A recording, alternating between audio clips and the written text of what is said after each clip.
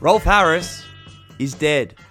Good morning, g'day, good evening. I'm Jono Toscano. This is Jono's Shout, and I'm coming at you live from Rolf Harris's basement in front of my first ever live crowd of about 30 kids. Before we get into the show, here's a quick message from our sponsors. Today is also John C. Reilly's 57th birthday. Obviously, he's famous for his role in Step Brothers. It is also Bob Dylan's 81st birthday, and it is also Queen Victoria's 204th birthday. So, happy birthday to you guys if you are watching. Hope everyone's well. Thank you so much for the kind messages for the past few episodes. I'm getting a lot of love on some TikToks. If you're not following me on TikTok yet, please do. Just search my name at Jono Toscano and my head will pop up. And if you haven't yet rated the podcast on Spotify, go ahead and do that, please. And subscribe to me on YouTube while you're at it. Like I always say, I'm not going to be here one day, but these videos are. So I might die on the way home today. But the videos won't die. I guess this one will, though, because I won't be able to upload it in time. But I'm happy to be here, and thank you, everyone, again, for the kind messages. If you do want to get involved in the show, by all means, call or text in on the hotline. That number for you is 0437 648 115. You can call me about just about anything, really. Or if you are a bit more of a shy operator, text in and get involved. Just going to quickly go through these upcoming gigs. This weekend, Saturday, the 27th of May, I'm in Portland, Victoria. Come and get amputated if you're in or around the area. Friday, June 2nd, area Mornington. Saturday, June 3rd, Commercial Hotel Swan Hill. Saturday, July 8th, Club Central, Bundaberg, Queensland. Saturday, July 22nd, Rumours Lounge, Mildura. And Saturday, July 29th, Coast Hotel, Coffs Harbour. If any of these places are near you, come down and let's meet. Boy, girl, anything in between, everyone's welcome to all of my gigs. Sunday just gone, my dad celebrated his birthday. And unfortunately, Dad also was meant to be in Bali for his birthday on Sunday, but he checked his passport, as we all do, the day before he was meant to fly out, and he realised that it's expired. So today, Dad flew off to Bali, so a 10-day trip turned into a 4-day trip for the poor cunt. But happy birthday to Dad, and happy birthday to your dad as well, if he does share the same birthday as my dad, which is the 21st of May. I had a pretty interesting relationship with my old man. Growing up, he was a bit more of a traditional, old-school dad, I guess. Work hard, go to work, come home, mum's cooking. He was never really... he was around. He was absolutely around. I mean, don't get me wrong. I'm not like one of those hip-hop superstars that, where my dad left me at a young age. He's still here. He's still here, and I still see him, and I still spend time with him. If anything, I probably spend more time with him now that I've grown up, and our relationship's probably grown stronger as we've both grown as well. So... growing up, he was always telling me to save money. He's Italian. He's always telling me to save money, put socks on, and close the front door. Living at home, the heater was rarely on because he wanted to save money. And my socks were always on because apparently if you don't wear socks, you can get really sick. So that was my dad in a nutshell. An Italian guy named John. My name's Jonathan. And I believe there was something to do with my dad's name being John, hence why I'm Jonathan. So you're going to have to ask my mum. As a typical Italian dad, if any of you guys or girls watching are Italian, you'll realize that, the Italian parents don't like the front door to be used. There's actually one day I almost went and bought some timber from Bunnings and framed up our front door just to piss my dad off, because every time you use the front door, he'd yell at you and say, go around the side. Always use the side door. Now, the side door of Mum and Dad's house has been used more than that slutty girl on King Street. Probably is a good way to describe the side door usage of this house. There was a funny story, actually, not too long ago that happened between my dad and I. I was living at home, and as any single man does, I was masturbating at night. And when I went to turn the light on after I'd done the masturbation, I realized there was actually a huntsman in the corner of my room. So the top corner of my room, there was a huntsman. If you don't know what a huntsman is, it's a big fucking spider that we get here in Australia. And I simply went into my dad's room and just said, hey, you got any, spray that I can get to kill this huntsman? I was going to do it myself. I'm not scared of huntsmans. I mean, I don't love them, but I'll kill them. And Dad, as any old man would, or any father figure would, he got out of bed in his undies and nothing else but his undies, and found the spray and came into my room and proceeded to kill the huntsman. And I thought it was quite funny because, not only maybe 5 minutes ago I was just masturbating to porn, and now I've got my old man virtually naked in my room killing a huntsman. And I was sort of reflecting on that after it happened when I was in bed, with sort of a semi boner, and I was just thinking, fuck, I just didn't know what turned me on more, to be honest. My old man killing a huntsman or the porn I was just watching. So Dad was he's a very supportive man. He's a lovely man, and I do wish him well because he deserves it. He does deserve it. He's a hard-working man, and he's raised me and two other mongrels very well. He's raised us well. And this is not to take anything away from my mum, but it's not her fucking birthday, so you're going to have to wait, Mum. I mentioned the older we've grown, probably the better our relationship's gotten, and I think this is a normal thing to happen in between a father and a son. I think the common timeline for a father and a son is obviously once you come out into the world, he loves you. And then you got to spend a bit of time with your mum. So your dad sort of leaves you and your mum, together to bond and get to know each other. And then I think what happens is, your dad's obviously then goes back to work generally. This is in my case anyway. Dad then went back to work. He was traveling overseas a lot. He was going to sort of, Hong Kong and Singapore. And I'll never forget, actually, he'd always used to bring us presents home when he'd do these overseas trips. So I was always spending a lot of time with my mum during the weeks, and then Dad would come home on the weekends, and then I'd spend time with him, and often would be going to kick the footy or watch the footy.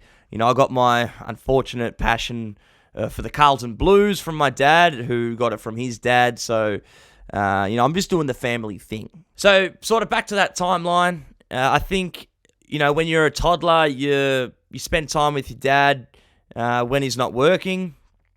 And then you sort of grow into your teenage years, and we kind of clashed we kind of butted heads a bit during our teenage years. And this is probably because I didn't understand him as a person like I do now. You're sort of still getting to know each other in a weird way. And as you're maturing, going through those early teenage years, you're starting to read your parents in a different way. You're starting to see them for kind of who they really are because, as a kid, your view of them is quite skewed.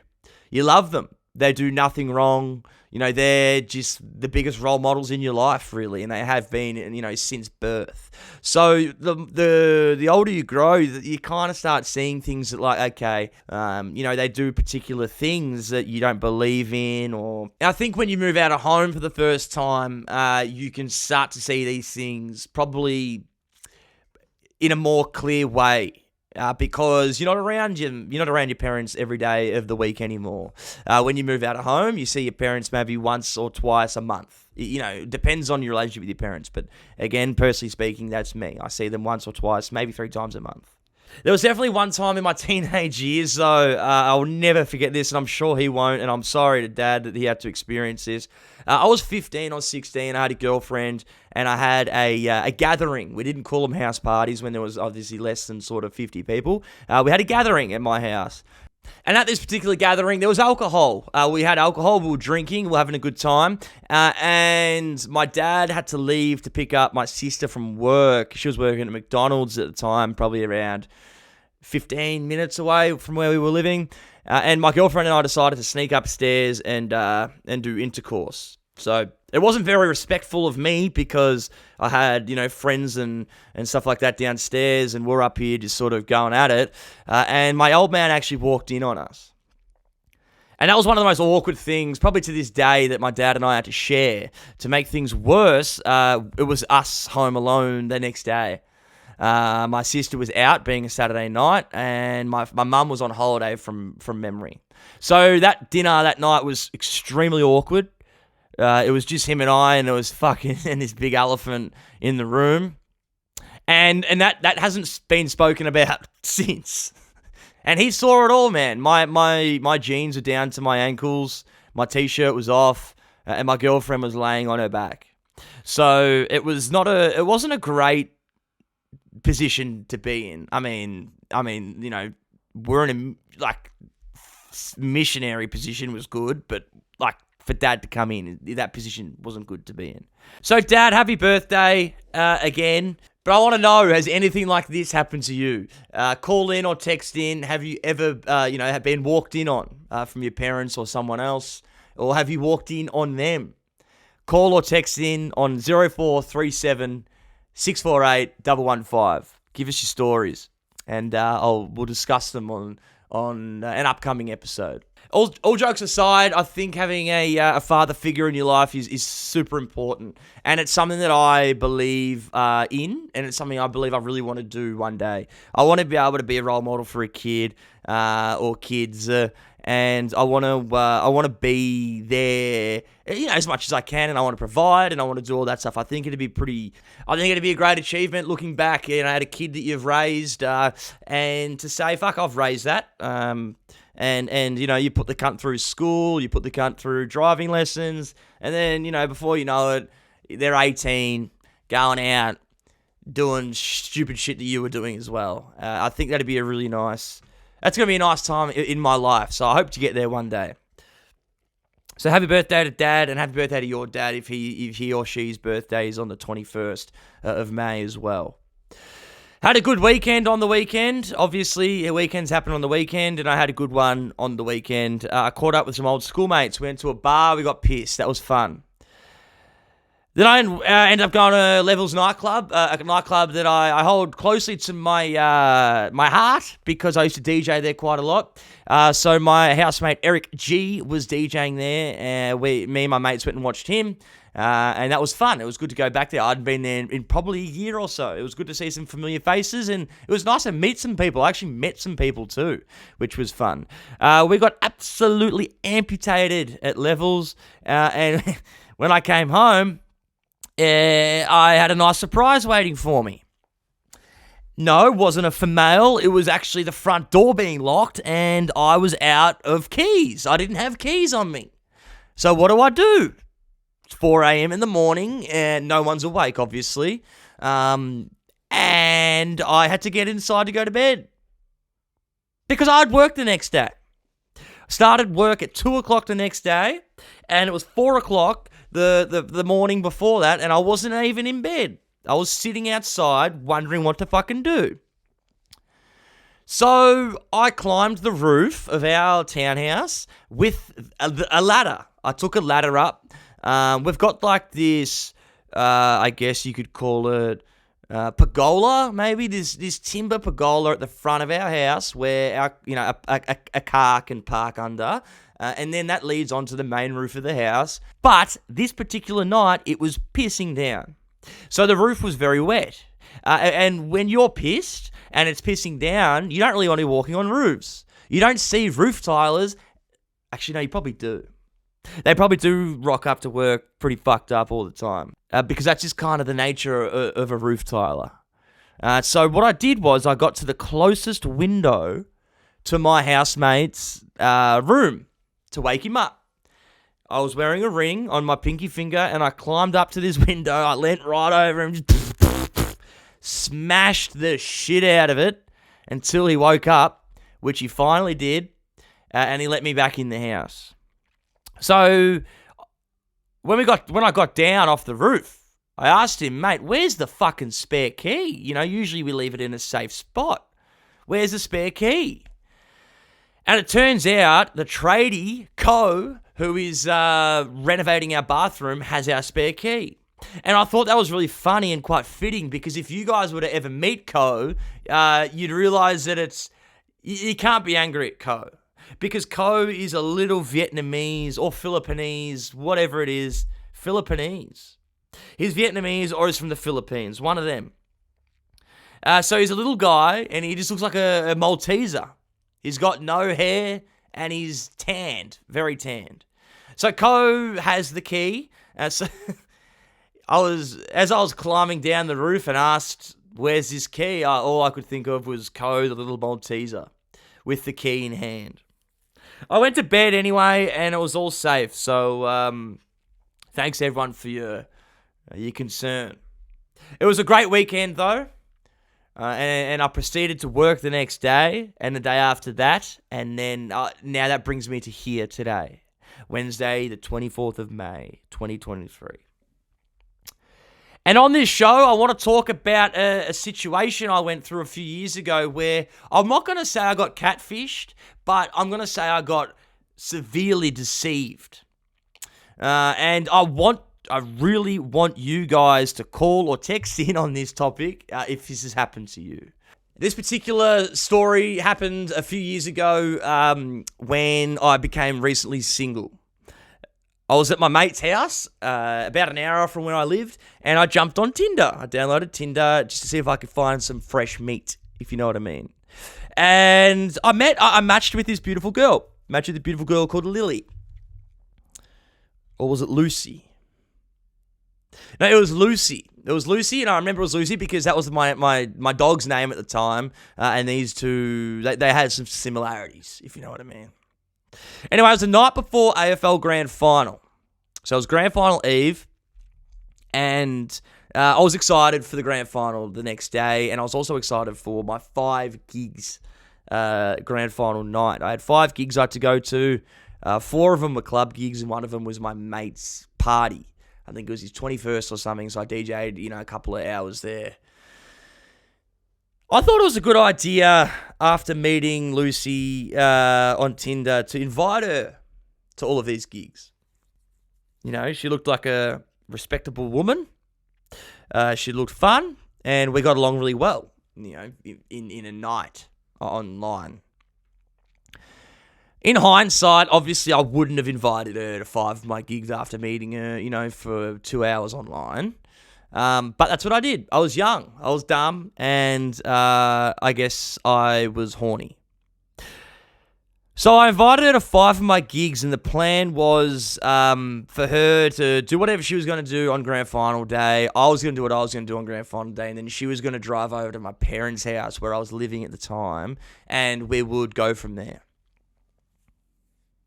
This obviously meant that she was, bound to meet my parents.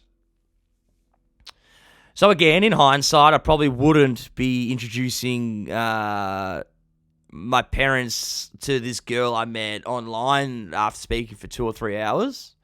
And I also wouldn't be, again, bringing her to 5 of my gigs. But I did. So she rocked up to our front gate, and I greeted her like I would if it was anyone. I went up to the gate and I said, "How you going?" But when I greeted her, she definitely didn't look as though she did in her photos. I'll say that much. That's what I'll say. She didn't look the same in real life as she did in her photos. I think she knew her angles in her photos. Now, there's nothing wrong with this.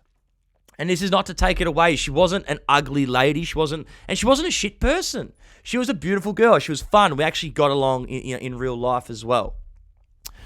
But I was quite shocked at when she rocked up, because she was, I'm not too sure how I can even say this without offending or, coming across as a cunt. But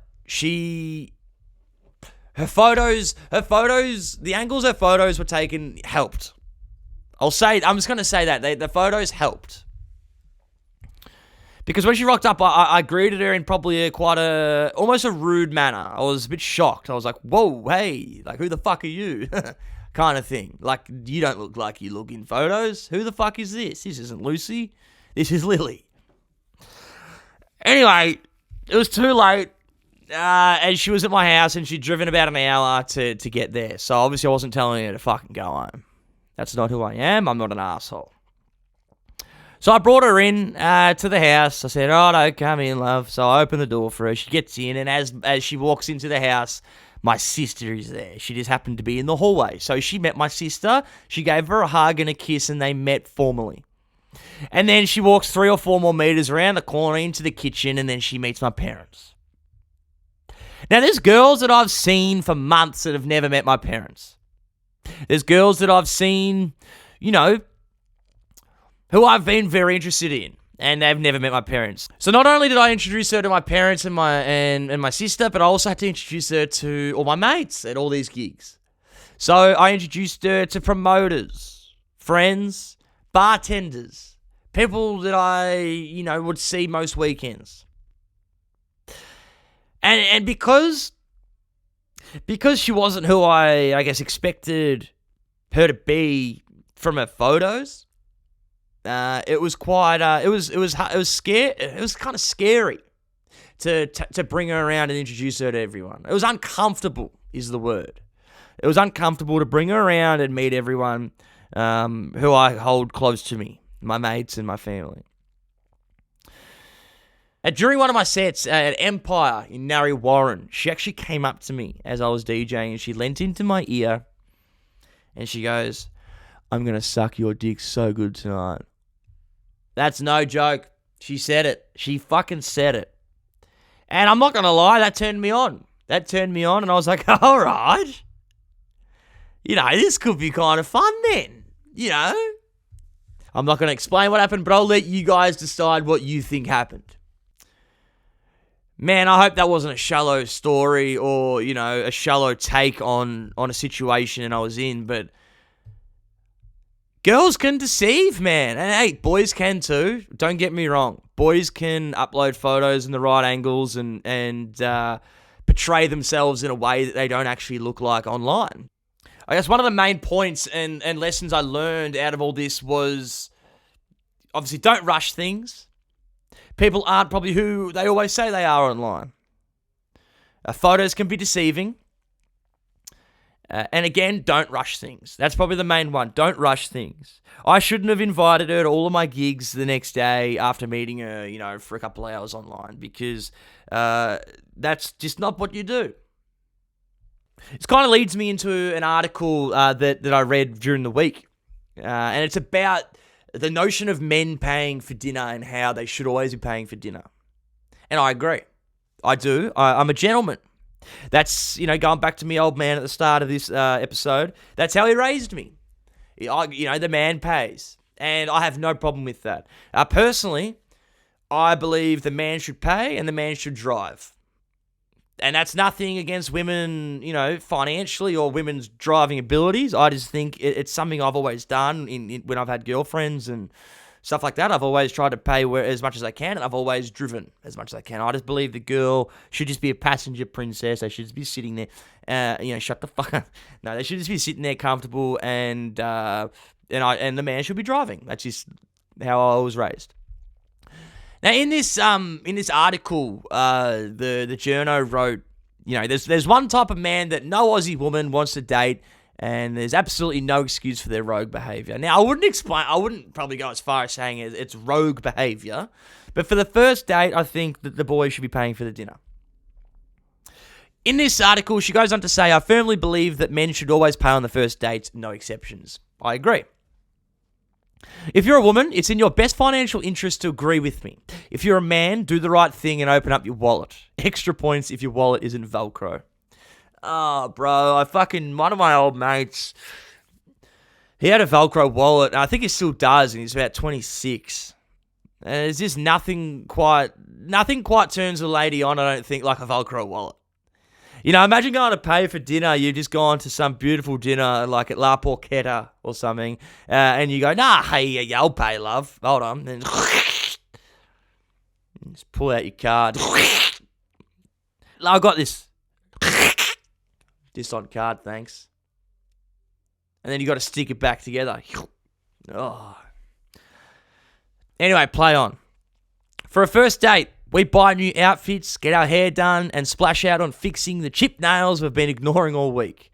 By the time you meet up, the guy has spent $0 and the woman has probably spent at least $100. See, I agree with this, and I seriously agree with this. Guys outfit repeat every fucking week, and that's fine, but girls don't. Girls don't feel comfortable outfit repeating, and girls, they like going out and they like putting the effort in. And a girl who puts effort in is a girl that I will put it in. A girl who puts effort in is a girl I will put it in. I like a girl who puts in effort.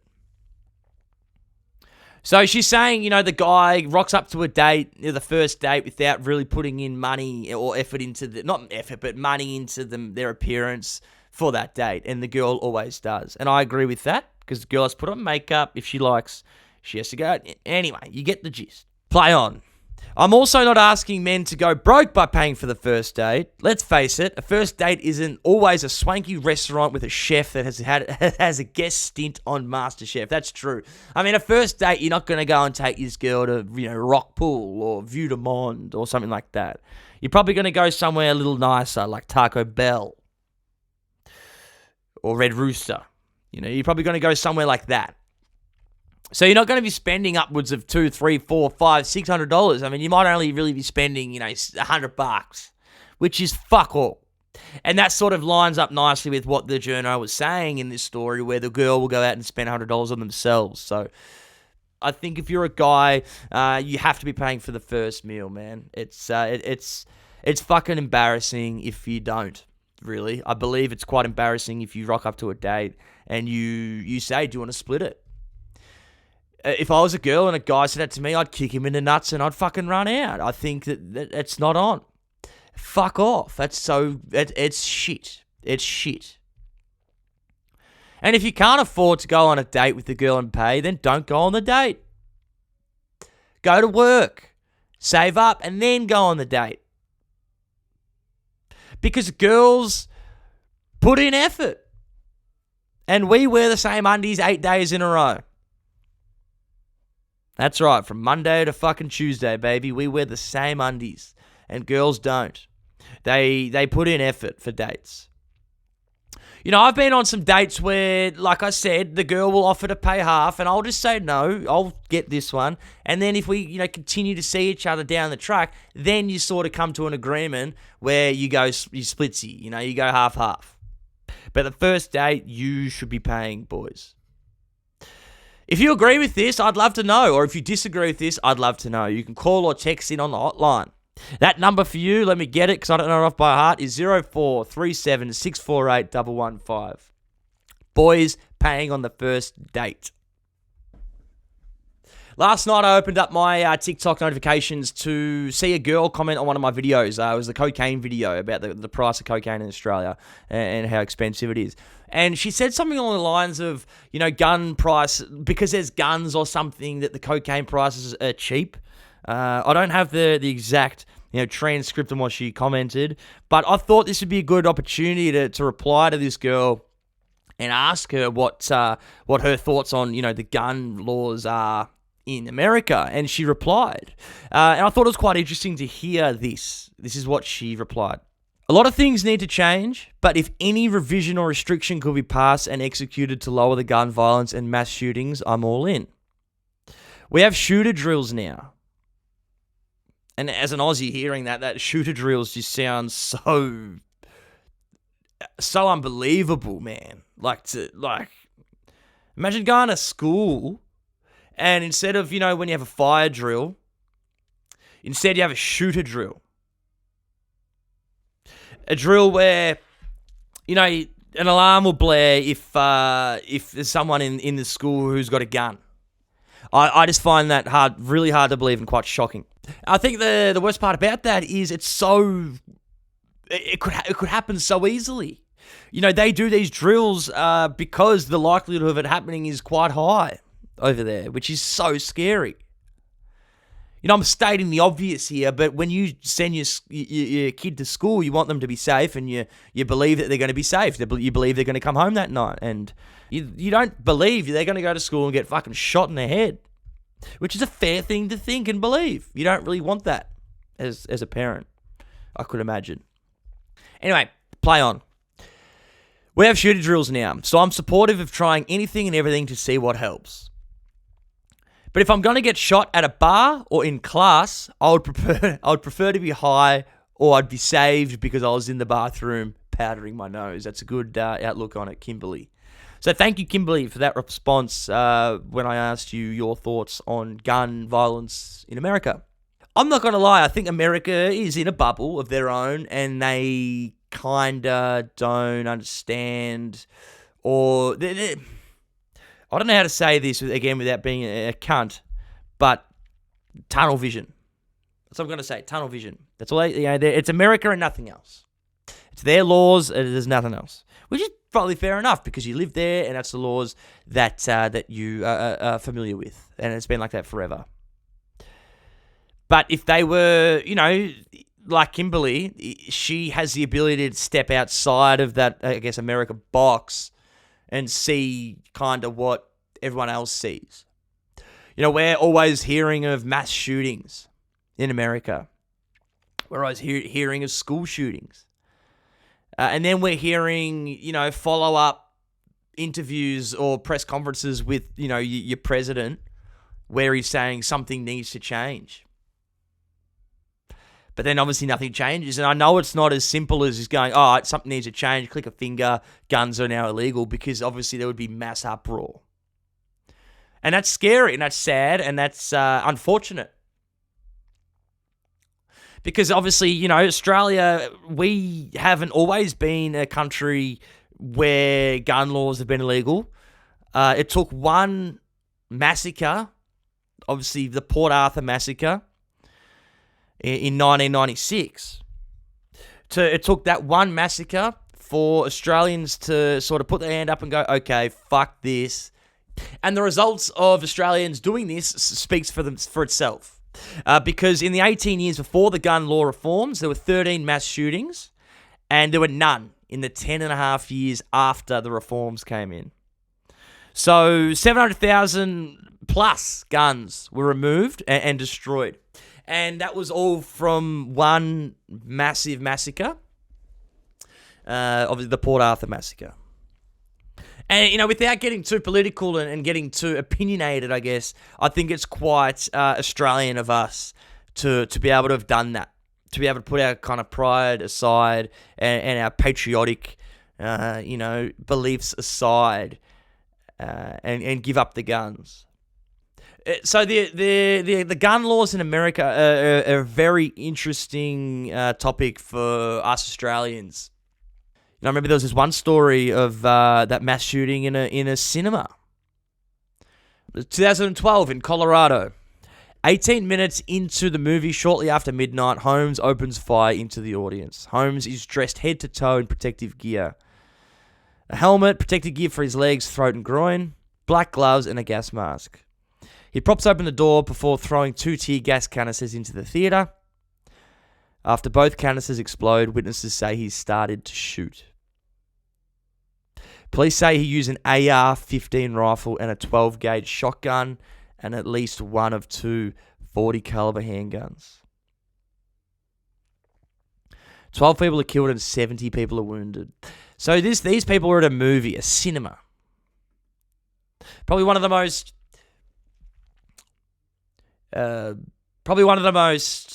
innocent things you can do is go and watch a fucking movie. And these 12 people went there and they fucking died. Because some lunatic with fucking guns, and not just any guns, a rifle, an AR-15 rifle, and a 12-gauge shotgun, walked in and just shot these cunts up. And I don't care how heavy you believe in, the gun laws and how accepting you are of these gun laws. Surely you can step back and go, okay, that's a little bit fucked up. Surely you can see that. And I know the counter argument is, oh yeah, but we have the guns to protect ourselves. Mate, I'm telling you, that Holmes cunt, what was he protecting himself from? The fucking boogeyman at the cinema? Mate, there's no need for that to happen. And what are the kids who are taking guns into schools and shooting them up? What are they protecting themselves from? Fucking Miss Martha, the maths teacher.